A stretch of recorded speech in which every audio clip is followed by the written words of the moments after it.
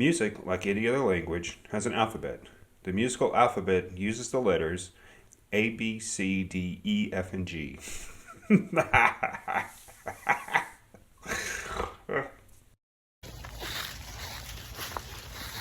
So, in about 2016, or somewhere in there, I wrote a book called Based by Numbers. And I maybe sold a couple to some students that I had at the time and didn't really do much about it beyond that. Maybe I sold 30 copies, right? Lost the files on a laptop that I didn't really keep any of those copies. But I did manage to get some, find a compressed file that I used in Photoshop to kind of doctor it, because it was a pretty horrible job in the beginning. There's a lot of mistakes, some misspellings, stuff like that. I didn't think it was that big of a deal. I didn't think it would be something that I would even well, I wasn't trying to, like turn a profit or make some book. I wrote a book called Based by Numbers, try to get some publishing or anything like that. But I thought now maybe I can just post it for free on the internet and see if anybody could use some good old bass guitar knowledge. So this isn't a professional job here. Don't expect much. But there is some information here about some mechanics of playing bass and just some basic theory. Kind of using numbers for multiple meanings when playing Based by Numbers. Enjoy the book. Basic theory. A good understanding of theory is essential for development as a lifelong musician. Music, like any other language, has an alphabet. The musical alphabet uses the letters A, B, C, D, E, F, and G. Here we have a keyboard with 7 white keys labeled for us. These notes are C, D, E, F, G, A, B, C. The black notes are sharps or flat, depending on the direction, depending on climbing up or down in pitch. That's worded a little weird, isn't it? To sharpen a note means to raise it to the very next note. The sharp sign looks like this. The flattened note means to lower it to the very next note. The flat sign looks like this. Major scale. The way we build chords, scales, and keys is building off the major scale. Notice the keyboard below. We can see the notes labeled for us. C, D, E, F, G, A, B, C, D, E, F, G, A, B, C. We can use a formula to remember the order of steps. It looks like this. Whole, whole, half, whole, whole, whole, half. The W equals whole step, and the H is, of course, half steps. Now let's think about the major scale a little differently. Instead of letters, let's think about the scale degrees. C would be 1, D would be 2, E would be 3, F would be 4, G would be 5, A would be 6, B would be 7, and C would be 1 again, but an octave up. Above we have the major scale spelled out with letters, and below we have the exact same scale spelled out with numbers. The red highlighted numbers are chord tones. Simply put, these chord tones are what are played in unison to make a C major chord. If we play them individually, as in 1, 3, 5, we would have a major triad. Another function these numbers represent are basic chord theory, not to be confused with chord tones. In this case, the 1 being the key of C. The chords in this case, C major would be 1, F major would be 4, G major would be 5. Before we delve into adding new scales or new found F and G chords, let's take a step back for a review. It's a simple breakdown of 3 ways to use these numbers. The first scale degrees, the second being the major triad, and the third being your major chords within this key of C. These next pages apply to a 4-string bass. The bass is tuned E, A, D, G. The E string is the biggest string, and the G string is the smallest string. The open E string is the lowest note on the bass. Here you can see the blue arrows point to fret numbers 1, 3, and 5. Usually these are what these diagrams will look like. Sometimes we'll see this type of position of the graph is over a different set of frets. This allows the graph to be movable. The bass is tuned such that we can play the same notes in different areas or the same patterns over different notes.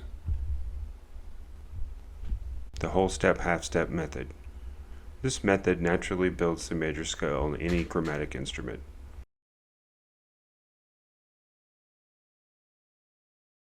Remember how we looked at the major scale with numbers? 1 finger per fret method. This will allow us to have a platform to work with for building dexterity. The numbers in the diagram below represent the digits on your hand. 1 is index, 2 is middle, 3 is ring, and 4 is pinky. Our first finger should fall over the 2nd fret, our 2nd finger over the 3rd fret, our 3rd over the 4th fret, and our 4th finger over the 5th fret. This brings us once again to the number system. This will allow us to assign numbers to our notes, making the scale pattern easily movable all over the neck.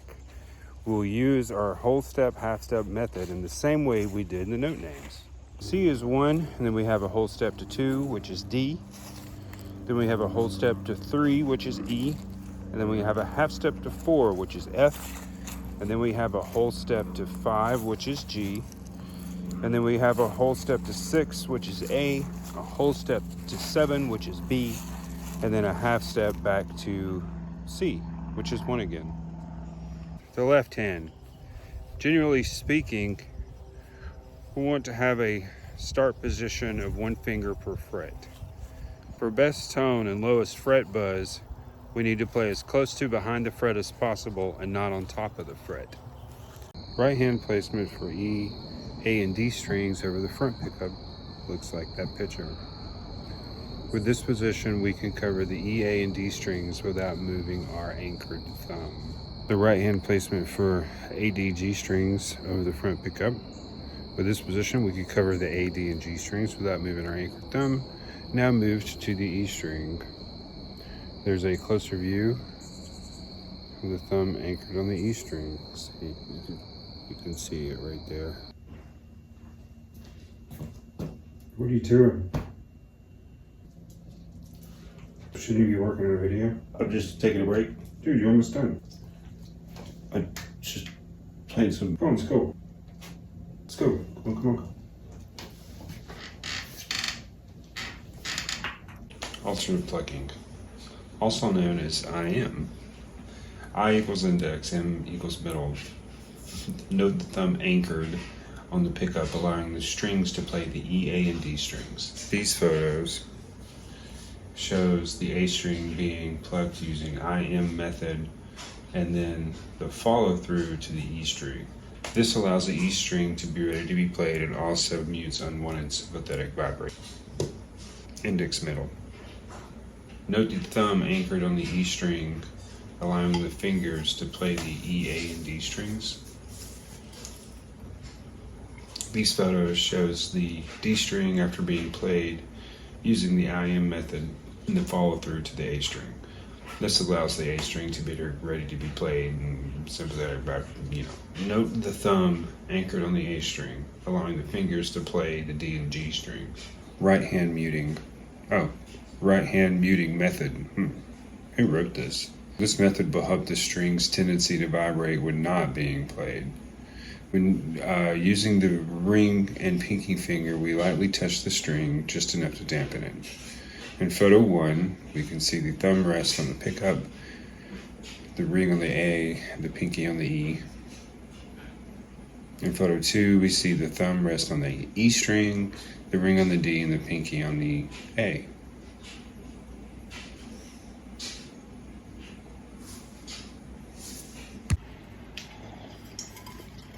Sorry about the dryer. Remember the number system? Let's look at it more in depth. We have to have a way to organize our notes and chords so they can be verbalized. Let's start with something called intervals. Intervals are nothing more than the distance from one note to another. All of them are found in the major scale, and we will use the number system as to not limit ourselves to one key. Intervals are just shapes with a reference name, not necessarily related to a particular scale. Let's use the major scale again since we are familiar with it. A major second is a whole step, so that means 1 to 2, 2 to 3, 4 to 5, and 5 to 6, and 6 to 7 are all major seconds. A minor second is a half step. 3 to 4 and 7 to 1 are half steps. These pages are a reference for all intervals. We will talk more about how they relate to the bass in upcoming pages. Let's start with the most basic, building from the note C or 1. A 1 to 2 is called a major second. 1 to 3 is called a major third. A 1 to 6 is a major sixth. A 1 to 7 is a major seventh. A 1 to 5 is called a perfect fifth, and 1 to 4 is called a perfect fourth. A 1 to the following 1 is called an octave.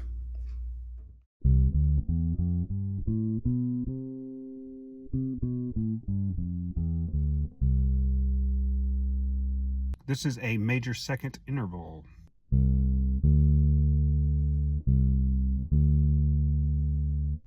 This is what a major third looks like, and this is what a major third looks like and sounds like.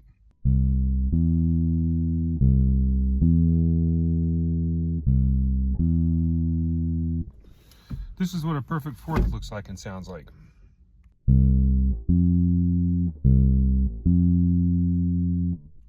And this is what a perfect fifth looks like and sounds like.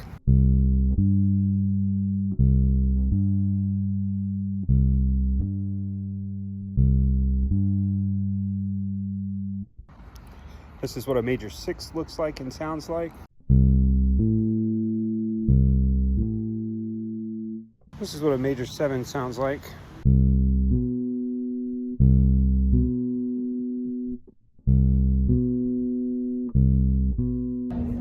This is what an octave sounds like.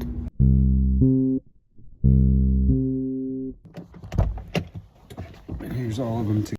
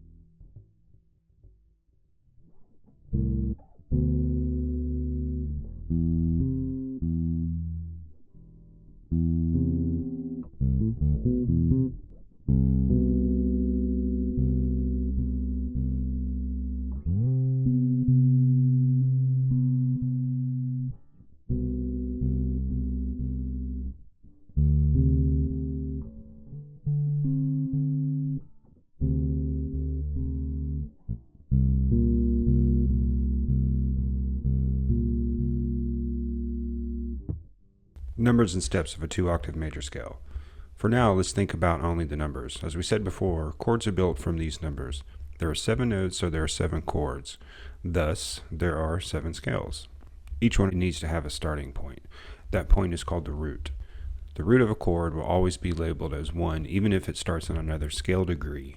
Basically, we are taking 1, 2, 3, 4, 5, 6, 7, 1 major scale notes and numbers and starting and ending them at different points. We have new chords and new scales, so let's rename the numbers to represent that change. 2, 3, 4, 5, 6, 7, 1, 2 is now 1, 2, flat 3, 4, 5, 6, flat 7, 1. And what's up with that flat 3 and flat 7? Let's take a closer look. Remember the whole step, half step method? What we're doing is taking one off the front and putting it on the back. So instead of whole step, half step to start out with, now we have whole step, half step to start out with. On the keyboard, you can see C major scale starting on D and ending on D, numbered 2, 3, 4, 5, 6, 7, 1, 2. Since every chord has to have a starting point, we have to relabel the first note of that chord or scale with 1. So instead of it being 2, 3, 4, 5, 6, 7, 1, 2, now we have 1, 2, flat 3, 4, 5, 6, flat 7, 1. So how do we know it's minor? Anytime we see a flat 3 in a chord, we know it's minor. That's what makes a minor chord a minor chord. Same as a major third makes a major chord a major chord. Here we have 1, 3, 5 in C major. And then we have 1 flat 3, 5 in C minor.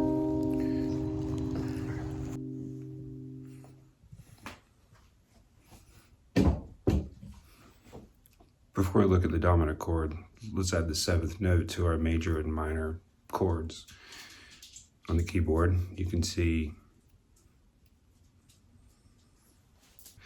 it gives you C, E, and G, and then you can see the notes C, E, and G, and B to make the 1, 3, 5, 7. Same with the minor, be 1, flat 3, 5, just C, E flat, and G, and then flat 7, which would be B flat. And we'll talk about the flat 7. Now let's look at the dominant chord. It's the same as the major, but it has a flat 7. So I guess it's not the same. This chord is special and also known as the 5 chord. It's usually found in what is known as a cadence or a turnaround, meaning the melody and the chords or the chords are about to repeat from the beginning of the form or the beginning of the song. Okay, so let's talk about this page, or the next few pages that are scales and chord shapes for C major, C minor, and C7.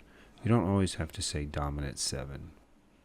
Here we have C major off the 3rd fret on the A string, the 8th fret on the E string, and the 15th fret off the A string. And you don't always have to say off. A lot of people say C major on the 3rd fret because you are on the 3rd fret. I'm not sure who wrote this. I'm not really going to speak through all this. All the positions are off of the same place that we just mentioned here, the 3rd, 8th, and 15th fret.